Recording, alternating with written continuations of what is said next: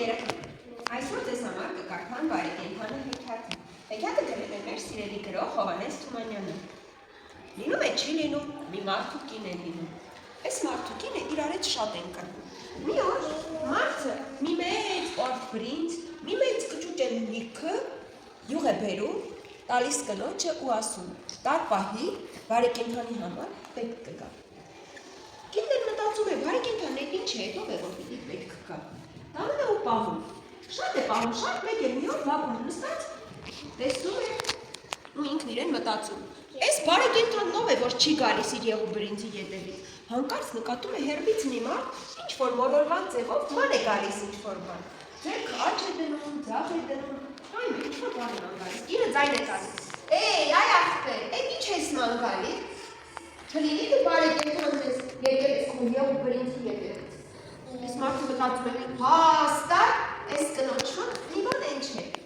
Հաստատ, մի քիչ թելապակաս է։ Սպասի ասեմ, հա, տեսնենք ինչ կասի։ Ասում է. «Այո,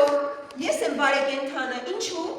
Բա ասում է քո եղու բրինձը մենք ինչքան պետք է պահենք մեր մառանում։ Արի հավաքի տար քո ապրանքը։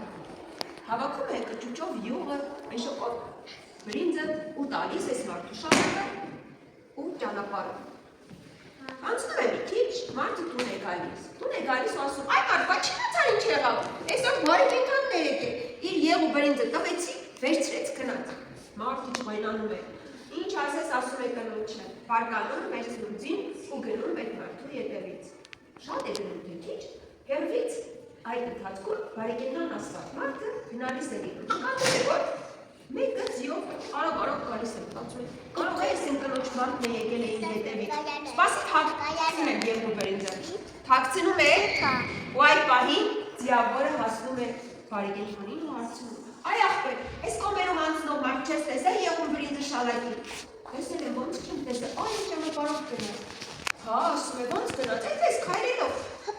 Կհասնեմ ետևից որ արագ գնամ։ Կհասնես, ոնց չես հասնի։ Բայց մի քիչ դժվար է հասնելը։ Նա իջև կանի 1 2 1 2 1 2 տուծիո 1 2 3 4 1 2 3 4 Քո ձին դժվար նրա ետևից հասնի։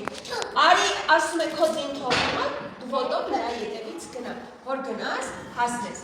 Այդպես էլ անում է, ձիուն թողնում է այս մարդուն, ու ինքը ոտքով գնում, որ գտնի բարեկենդան ասված մարդուն։